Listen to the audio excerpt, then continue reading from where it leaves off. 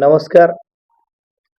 मी आपणास आवाहन करतो की दत्तवाड जिल्हा परिषद मतदारसंघातील सुज्ञ मतदारांना की आता चालू असलेल्या दत्तवाड जिल्हा परिषद मतदारसंघामध्ये टोटल 9च्या 9 गावामध्ये 2 पंचायत समिती आणि 1 जिल्हा परिषद उमेदवार तिघांच्याही पदयात्रा पूर्ण झाल्या आहेत.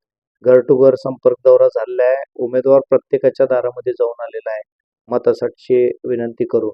मागच्या 10-15 वर्षामध्ये सैनिक टाके पंचायत समिती दत्तवाड जिल्हा परिषद मतदारसंघ असेल किंवा शिरोळ तालुका असेल, पुरामध्ये केलेली या भागातील कामं असतील किंवा गुरांना चारा असेल किंवा संसार उपयोगी साहित्य असेल आणि या सगळ्याच गोष्टींमध्ये छत्रपती ग्रुपनं नेहमीच पुढाकार घेतलेला आहे.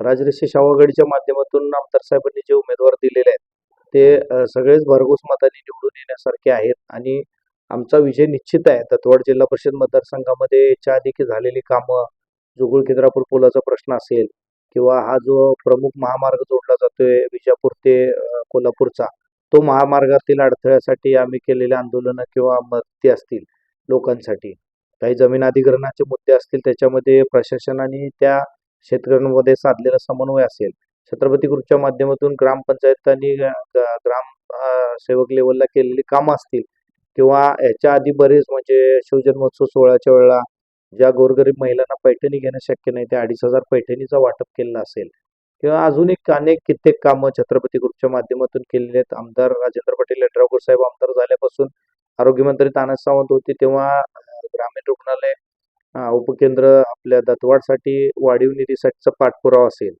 आणि बाकी बरीच कामं अशी आहेत आणि येणाऱ्या काळामध्ये खिद्रापूर कोपेश्वर मंदिर हे पर्यटन क्षेत्र मोठं व्हावं आणि त्याचा फायदा या 5-6 गावांना किंवा आपल्या महाराष्ट्र आणि कर्नाटक सीमा भागाला व्हावा म्हणून आम्ही नेहमी प्रयत्नरत आहेत. त्या प्रयत्नाचे फळ म्हणून या भागातील जनता ही आमच्या पाठीशी नेहमी उभी आहे. आम्ही स्थानिक इथं जन्म याच भागातील सर्व अडचणी घेऊन आम्ही लहानपणापासून आमच्या सवंगड्यासोबत हा छत्रपती ग्रुपची स्थापना करून याच भागामध्ये गेले 15-18 वर्षे काम केलेलं असल्यामुळं जनतेने ही इलेक्शन हातात घेतलेले आहे आणि आम्ही प्रचार करतोय, आम्ही पोचतोय, पण जनतेमध्ये एक वेगळा प्रतिसाद आहे. उत्स्फूर्तपणे जनता आज आमच्या पाठीशी आहे. तुम्ही लढा, आम्ही आहे, काळजी करू नका, आम्हाला भेटण्यापेक्षा जिथं भेटलेलं नाही आहे त्यांना भेटा, अशा प्रतिक्रिया जनतेतून येत आहेत की जनता आम्हाला एकदम आनंदमय वातावरणात हातात हात देऊन सांगते की आम्ही तुमच्या सोबत आहे.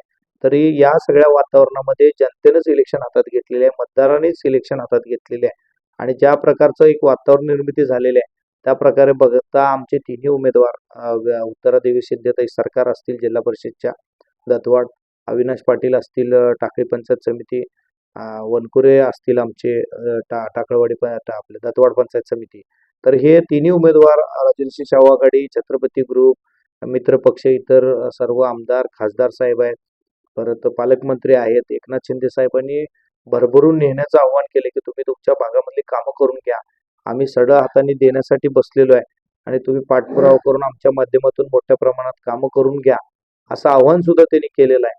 हे सगळं बघता नक्कीच आम्हाला येणाऱ्या काळामध्ये चांगलं यश मिळेल आणि आज ही जी इलेक्शन जनतेने हातात घेतलेली आहे त्यामुळे आमचा विजय निश्चित आहे. आणि जिकडं काय असं वाटत असेल की प्रतिस्पर्धी उमेदवार किंवा काय ज्याच्या तुलनेमध्ये बघायला गेलं तर आज अविनाश पाटील हे सर्वसामान्यांच्यात मिक्स होणारे व्यक्तिमत्व आहे. लोकांच्या अडीअडचणीला रात्री 2 वाजू 12-1 पहाटे कधी पळून जाणारे व्यक्तिमत्व आहे.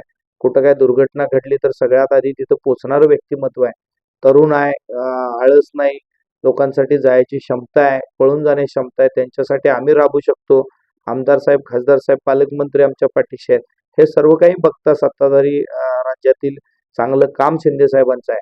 तर हे सगळं बघता नक्कीच आमचा विजय निश्चित आहे आणि जनता या सगळ्या मुद्द्यावरती आमच्या पाठीशी आहे आणि तसा प्रतिसाद देऊन आम्हाला लोक भेटून सांगतायत की आम्ही तुमच्या सोबत आहे. तरी मी शिट्टी चिन्हासमोरील बटन दाबून प्रचंड मतांनी दत्तवाड जिल्हा परिषद मतदारसंघातील तिन्ही उमेदवारांना निवडून द्यावं हे मी प्रमोद पाटील म्हणून आपणास आव्हान करतो. आम्ही केलेल्या कामाला आतापर्यंतच्या आमच्या जनसेवेला आपण यश द्यावं, बळ द्यावं, जेणेकरून इथून पुढच्या काळामध्ये आमची ताकद वाढून गोरगरीब जनतेच्या कामासाठी आम्ही नेहमी उभं राहू, हेच आव्हान मी आपणा सर्वांना करतोय.